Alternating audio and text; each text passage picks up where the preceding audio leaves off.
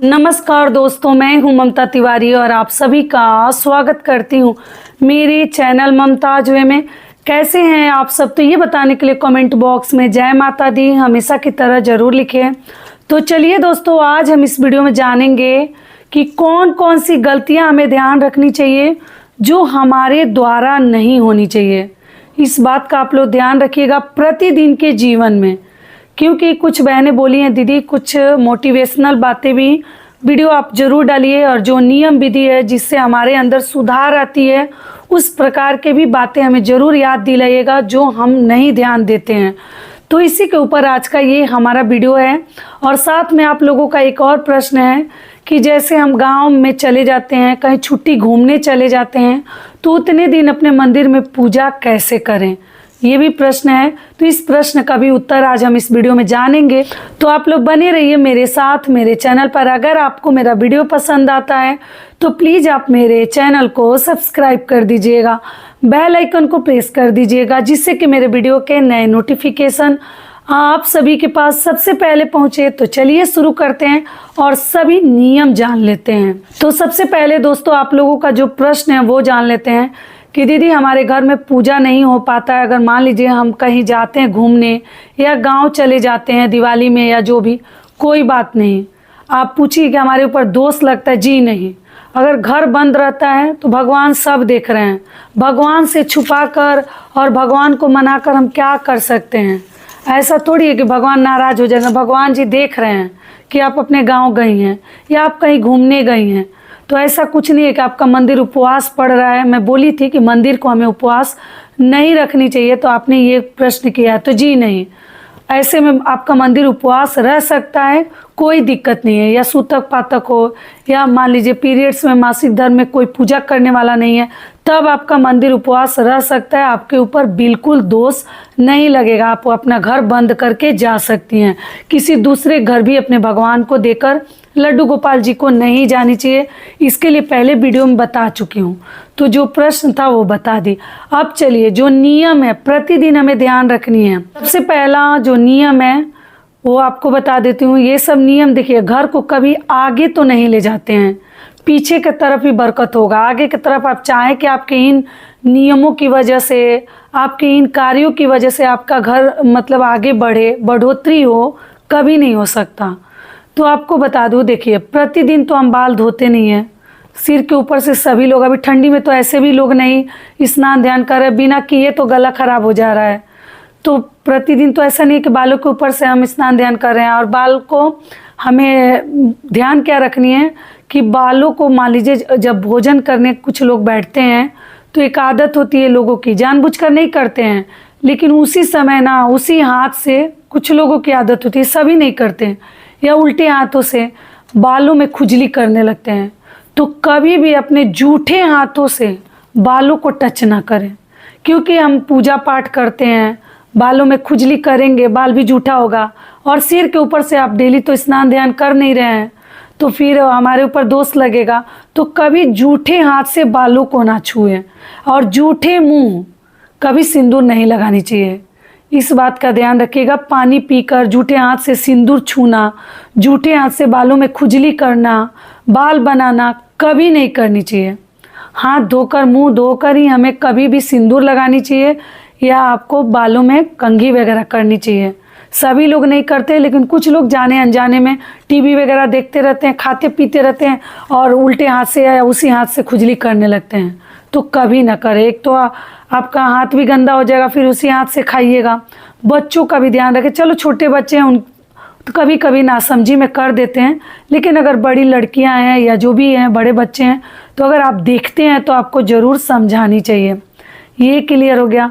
दूसरा नियम क्या है कि कभी भी नाखून नहीं चबानी चाहिए, जो कि कुछ लोगों की आदत होती है और कुछ बच्चों की आदत होती है।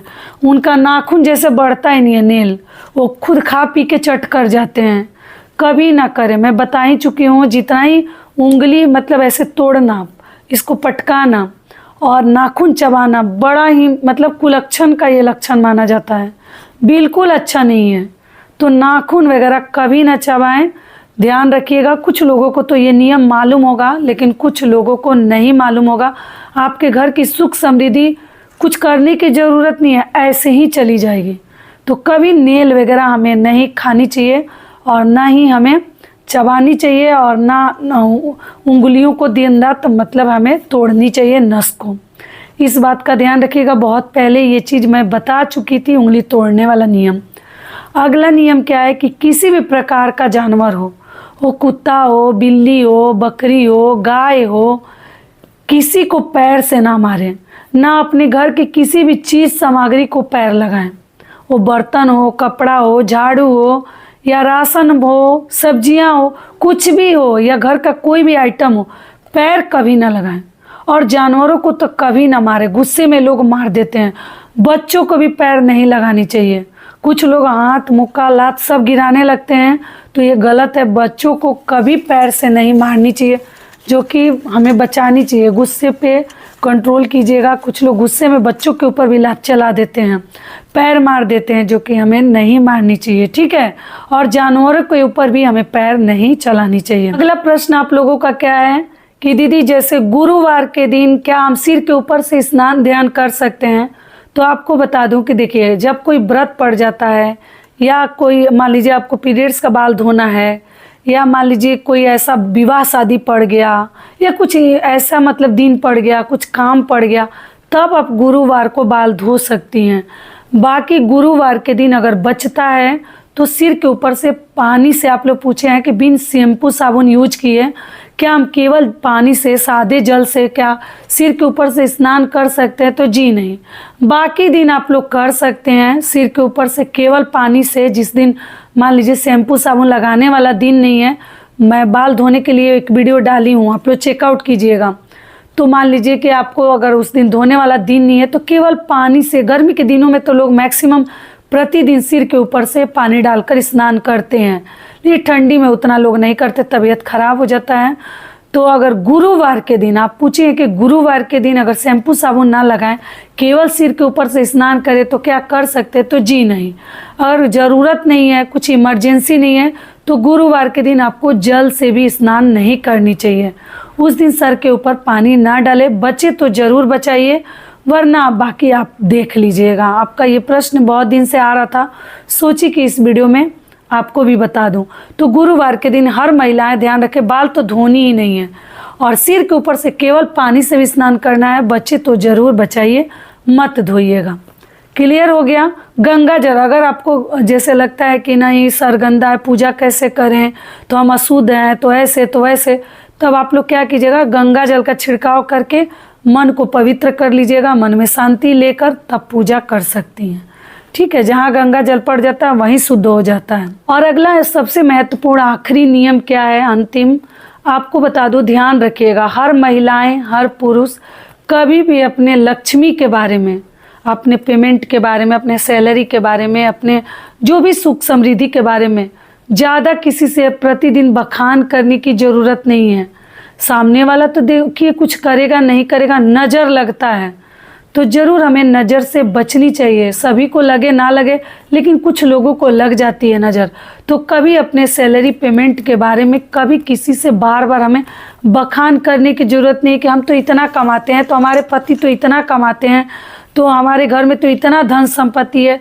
आजकल ज़माना भी है अपना धन संपत्ति हमें छुपा कर खाने वाला, उससे भी दुश्मनी हो जाता है। सामने वाले अगर मान लीजिए ज़रूरत है, आप नहीं देते हैं, तो लोगों को लगता है कि इनके पास इतना सब है और हमारा ज़रूरत है तो नहीं दे रहे हैं। तो ज़माना है कि अपनी चीज़ों को छुपा कर खानी है, भले ही वो हमारा है। तो इसलिए कभी बहुत ज़्यादा बखान करने की ज़रूरत नहीं है कि हमारे पास क्या है और क्या नहीं है। जो है जैसा है सही चल रहा है, भगवान की कृपा दृष्टि से उतना ही में रहनी है। ऐसा नहीं कि आज आया तो खूब हल्ला कर रहे हैं और कल चला गया तो फिर लोग बोलेंगे कि ओ बहुत दिखा रही थी। तो ऐसा हमें नहीं बननी है। हर पुरुष भी ध्यान रखेंगे, हर महिलाएं भी ध्यान रखेंगी कि कहीं बहुत ज़्यादा बखान करने की ज़रूरत नहीं है। हम जितना में हैं, जैसे हैं, बहुत ही अच्छे हैं। केवल भगवान से यही प्रार्थना करनी है कि कभी किसी के सामने झोली ना फैलाना पड़े, मांगना ना पड़े। रिश्तेदार हो, पड़ोसी हो, जो भी हो, किसी से कुछ मांग कर हमारा जीवन यापन ना हो। हम यही भगवान से प्रार्थना करते हैं, जितना दिए हैं उतना में हमारा मतलब सब कुछ हो जाए। भगवान से हम यही दुआ करते हैं, प्रार्थना करते हैं, केवल मांगे तो भगवान से ही मांगे, बाकी किसी से ना मांगे। और कोशिश भी करनी है, जितना में है जैसे हैं उतना ही में रहेंगे, ना कि हमें किसी से एक नमक एक मिर्च भी। आपको ये इरादा अपने अंदर पक्का रखनी चाहिए कि बिना नमक का खा लेंगे, बिना मिर्च का खा लेंगे, लेकिन आस पड़ोस भी हमें जुबान नहीं गिरानी चाहिए। ये चीज़ अपने बच्चों को भी सिखाएं और खुद के अंदर भी ये चीज़ रखें, तभी जाके भगवान भी सहारा देते हैं ऐसे लोगों का। कि हम बिना नमक का खा लेंगे लेकिन हम किसी के सामने जुबान नहीं गिराएंगे। अगर वो आपकी जुबान की कदर नहीं किया, अगर वो आपको नहीं दिया, तो फिर आपका क्या इज्जत रह जाएगा। तो इसलिए हमारे पेरेंट्स तो हमें यही सिखाते हैं कि जहाँ भी रहना बिना नमक का खा लेना, उस दिन सो जाना सूखी रोटी ही खाकर। मान लीजिए कुछ नहीं आपके घर में, सो जाना, लेकिन किसी से जुबान मत गिराना, बाकी तो भगवान के हाथ में। तो हमारा अभी भी यही इरादा रहता है कि कभी किसी से कुछ मांगे ना। तो आप लोग भी अपने मन में, जब तक वैसी इमरजेंसी ना हो जाए, वैसा दिक्कत प्रॉब्लम ना हो जाए, कभी किसी के सामने हमें हाथ नहीं फैलानी चाहिए। महिलाएं अगर ठान ले तो पति कभी किसी के सामने हाथ नहीं फैलाएंगे। सभी नियम बता दिए आपको। आशा करती हूँ ये नियम आप लोगों को पसंद आएगा और इससे आप लोगों को बहुत अधिक लाभ मिलेगा। और लास्ट में एक चीज़ और कहना चाहूँगी, आप लोग बहुत सारे उपाय पूछ रहे हैं, दीदी उपाय बताइए, हमारे घर में ऐसे हो रहा है वैसे हो रहा है, कोई भी कार्य नहीं ठीक से हो रहा है, नए साल में अच्छे से हो। तो देखिए जो होगा वो तो भगवान की मर्जी से होगा। उपाय के लिए आप लोग पूछे हैं दीदी कौन सा फल वाला उपाय, और फल वाला उपाय से मैं नहीं जानती थी कि इतने सारे लोगों को ये उपाय मतलब कारगर सिद्ध होगा, इतने सारे लोगों की मनोकामनाएं पूर्ण होगी। और जिनकी जिनकी हुई है उनको बहुत बहुत बधाई, बहुत सारा मतलब मैं तो क्या बताऊं, मेरी खुशी का ठिकाना नहीं है। अगर आप लोगों को इससे फ़ायदा हुआ है तो आप अपने आगे भी लोगों को शेयर करें और बताएं कि पंच की भलाई उसी के पीछे आपकी भी भलाई होगी। तो जितने लोगों का भलाई होगा आपको भी उसका लाभ मिलेगा, पुण्य मिलेगा। तो आप लोग ध्यान रखिएगा। और जो बहनें पूछ रही हैं कि दीदी कौन सा उपाय, तो आप मेरे शिवरात्रि का जो वीडियो है ना, मार्च में जो महाशिवरात्रि पड़ता है उसी में बताई थी, सर्च कीजिएगा आपको ये वीडियो मिल जाएगा। उपाय भी बताई हूँ, एक दो वीडियोज में बताई हूँ, आपको मिल जाएगा, पूरे अच्छे से डिटेल समझ लीजिएगा। और आप लोग भी कीजिए, अगर आपकी भी मनोकामना पूर्ण होगी तो मुझे भी बहुत अधिक प्रसन्नता होगी। ठीक है। और अगला चीज़ ध्यान रखिएगा, नए साल से ही या जब भी आपको ध्यान आता है, काम तो देखिए भगवान के हाथ में है, हम लोगों के हाथ में तो है नहीं। कभी भी गैस चूल्हे के ऊपर से गैस चूल्हा ऑफ भी कर दी है, तो ये चीज़ मैं बता चुकी हूँ, फिर भी याद दिला रही हूँ। कभी अपने घर परिवार, बच्चों को, हस्बैंड को, घर के और अन्य लोगों को, जो भी सदस्य हैं, या आप खुद भी चूल्हे के ऊपर से कभी भोजन ना करें, नहीं तो आपका जीवन में कोई भी मनोकामना पूर्ण नहीं होगा। कोई भी कार्य आप सोच रही हैं ना, वो कभी पूरा नहीं होगा। चढ़ा हुआ मन हमारा उतर जाता है। हम जो भी सोचते हैं कि ये कार्य हमारा सिद्ध हो जाता, या कल करने वाले हैं, या ऐसा होने वाला है, वो कार्य हमारा कहीं ना कहीं रुक जाता है, बीच में बाधा आ जाती है, मुश्किलें अड़चने आ जाती हैं। तो इसलिए कभी भी चूल्हे के ऊपर से किसी को भोजन ना दे, नीचे उतार दे कढ़ाई को, और तभी आपको भोजन परोसनी चाहिए। ठीक है। रोटी वगैरह भी आप लोग प्लेट में लेकर तब सर्व करें, कई बार बता चुकी हूँ। तो नए साल में इस बात का भी आप लोग ध्यान रखिएगा। तो आशा करती हूँ ये वीडियो आप लोगों के लिए बहुत अधिक लाभकारी होगा। और दोस्तों अगर वीडियो पसंद आता है तो चैनल को पक्का सब्सक्राइब कर दीजिएगा और वीडियो को लाइक कर दीजिएगा। फिर मिलती हूँ एक नए वीडियो में, तब तक के लिए नमस्कार। स्वस्थ रहिए, सुरक्षित रहिए और जहाँ कहीं भी रहिए खूब खुश रहिए। धन्यवाद।